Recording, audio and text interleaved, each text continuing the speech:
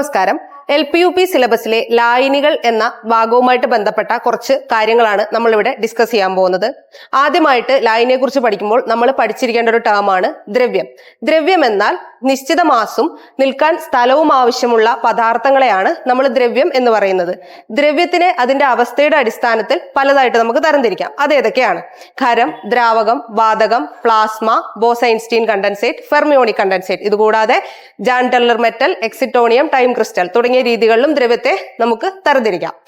ദ്രവ്യത്തെ അതിന്റെ കെമിക്കൽ പ്രോപ്പർട്ടിയുടെ അടിസ്ഥാനത്തിൽ ഏതൊക്കെ രീതിയിൽ തരംതിരിക്കാമെന്ന് ചോദിച്ചാൽ നമുക്ക് ദ്രവ്യത്തെ ശുദ്ധപദാർത്ഥങ്ങളെന്നും മിശ്രിതങ്ങളെന്നും തരംതിരിക്കാം.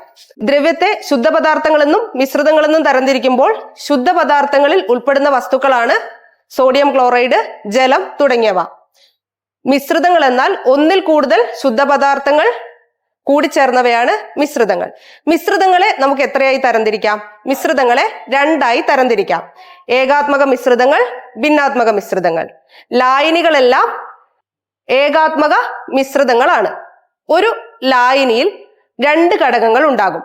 ഈ രണ്ട് ഘടകങ്ങൾ ചേർന്നാണ് ലായനി രൂപപ്പെടുന്നത്. അത് ലായകവും ലീനവുമാണ്. ലായകം എന്നാൽ എന്താണോ മിശ്രിതത്തിൽ ലായനിയിൽ ലയിക്കുന്നത് അതാണ് ലായകം. ലീനം എന്നാൽ എന്തിലാണോ അത് ലയിക്കുന്നത് ലീനം. ഉപ്പുവെള്ളത്തിന്റെ കാര്യം നമുക്കൊരു ഉദാഹരണമായിട്ട് എടുക്കാം. ഇപ്പൊ ഉപ്പുവെള്ളത്തിന്റെ കാര്യം എടുക്കുകയാണെങ്കിൽ ഉപ്പുവെള്ളത്തിൽ രണ്ട് ഘടകങ്ങളാണുള്ളത്. അതിൽ ഉപ്പും ഉണ്ട്, വെള്ളവും ഉണ്ട്.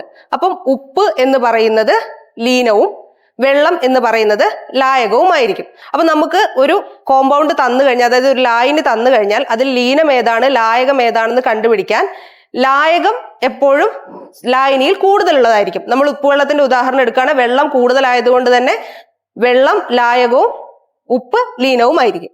ഈ ഭാഗത്ത് നമ്മൾ ചർച്ച ചെയ്തത് ദ്രവ്യം, ശുദ്ധപദാർത്ഥം, മിശ്രിതം, അതുപോലെ ലീനം, ലായകം, ലായനി എന്നിവ എന്താന്നാണ്.